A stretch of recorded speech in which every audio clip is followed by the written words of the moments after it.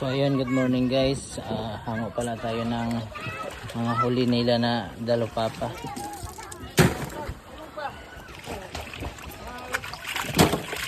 Bing puti. Medyo matumal ngayon ang biyahe. Dahil medyo kaunti lang.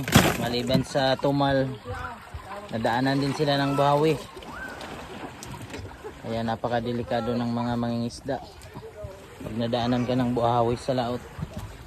Tatlo ito sila na mga bangka, pati yan kasama yan, pati ito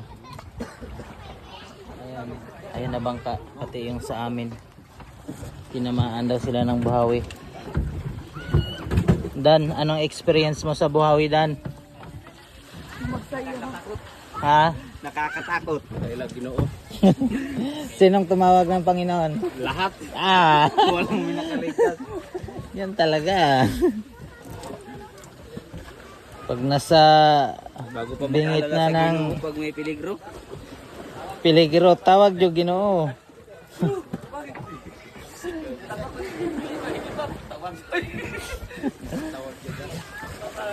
Tawag yung Ginoo kay yan lang talaga ang makaligtas sa atin. Grabe, napakadelikado pag tinamaan ka ng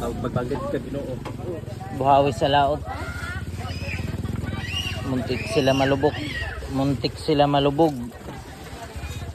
Alon, bukas ka kaga. Kung nasabayan ng alon. Pati do sa gitna ng ubloy. Balik ka rin ang ubloy nga na, balik. Oh, bali ang ano niya. Pag ano na ako. Masakay na ni. Nga pa balot sigurado. Sus, grabe ka delikado talaga yung buhawi na yun.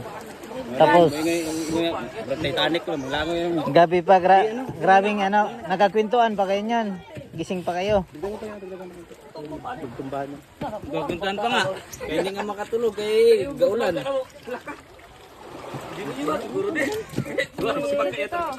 Ito.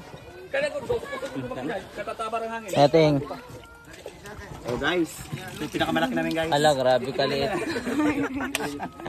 Kalahating kilo, wala. Ay, mga 4 grams lang. Pakita niyo dyan ang pinakamalaki nyo rin. Wala na yung pagkagmayay na.